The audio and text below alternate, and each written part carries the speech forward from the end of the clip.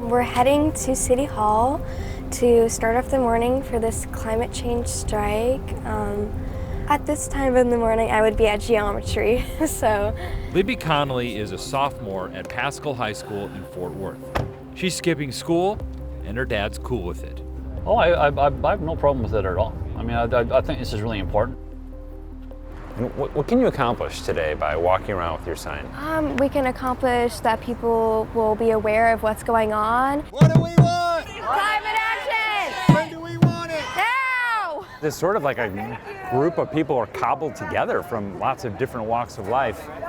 I guess to have 200 people in downtown Fort Worth protesting about climate change, that seems like a lot of people to me. Actually, a lot of young people here, so it's really awesome. Libby's adding one voice to a chorus of climate strikes around the world. Kids and adults walking out of school or work to protest for climate change action. Never give up. We will continue. It's inspired by Greta Thunberg, a 16-year-old activist from Sweden. Do you think you'd be standing here today if it wasn't for her? Probably not, because I think she's the main reason that these climate strikes are happening.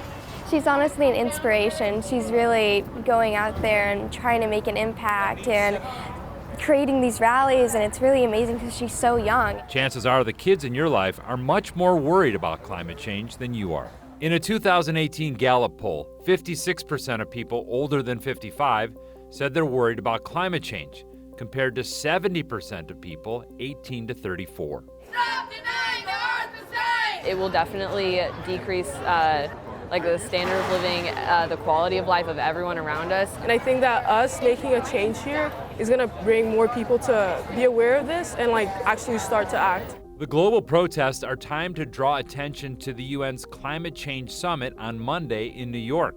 The UN is calling on the nations of the world to honor the landmark Paris Climate Agreement, where they agreed to limit human-caused global warming to 2.7 degrees Fahrenheit by drastically cutting greenhouse gas emissions.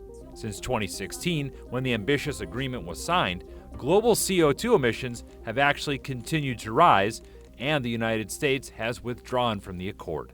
That the biggest cost is the cost of doing nothing. The biggest cost is the cost of going on, subsidizing fossil fuels, building more and more coal power plants, having less and less capacity to understand that we are really facing a climate emergency.